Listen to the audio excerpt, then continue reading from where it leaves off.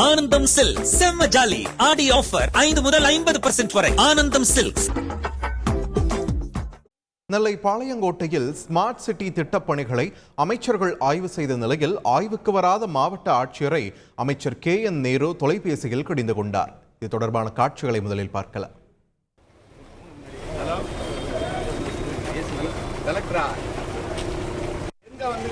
எப்போ வருது சார்? எப்போ வருது சார் கலெக்டர்? 2 மந்திரி வந்து நிற்கிறீங்க, கலெக்டர் நீங்கள் வரலன்னு அது எப்படி சார் அர்த்தம் சார்?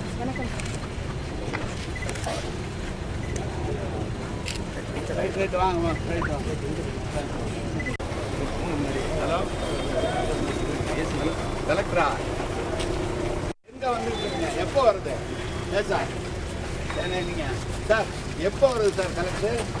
2 மந்திரி வந்து நிற்கிறீங்க, கலெக்டர் நீங்கள் வரலன்னு அது எப்படி சார் அர்த்தம் சார்?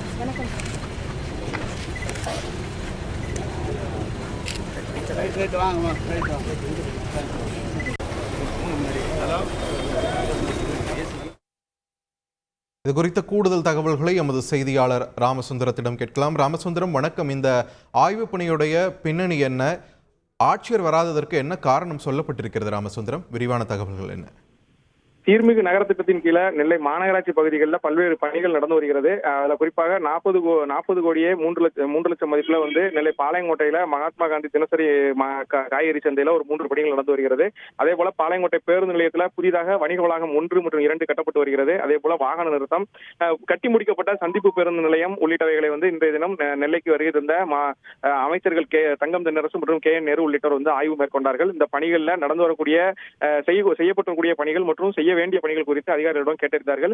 இந்த ஆய்வுக் கூட்டத்தில் மாவட்ட ஆட்சியர் வந்து கலந்து கொள்ளவில்லை. இதை அறிந்த அமைச்சர் KN நேரு உடனடியாக மாவட்ட ஆட்சியரை தொலைபேசியில் தொடர்பு கொண்டு, நாங்கள் 2 மூத்த அமைச்சர்கள் வந்திருக்கிறோம், எதற்காக இந்த ஆய்வுல கலந்து கொள்ளவில்லை என்று கூப்பிட்டு கடிந்து கொண்டார். உடனடியாக மாவட்ட ஆட்சியர் தரப்புல வந்து ஒரு விளக்கமும் அளிக்கப்பட்டது.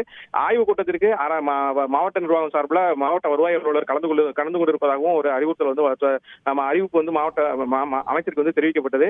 இது குறித்து வந்து உடனடியாக அமைச்சர் வந்து கேட்டறிந்த போது, ஆடி அமாவாசை திருவிழா பாவனாஸ்திரம் நடந்து கொண்டிருக்கிறது. இதுல வந்து பலாயிரக்கணக்கான பக்தர்கள் வந்து கலந்து கொண்டிருக்கிறார்கள். அங்கு நடக்கக்கூடிய அந்த பணிகளை ஆய்வு மேற்கொள்வதற்காக மாவட்ட ஆட்சியர் சென்று பார்வையிட்டு வந்ததாகவும் அதனாலே காலதாமதம் ஏற்பட்டதாகவும் தெரிவிக்கப்பட்டது.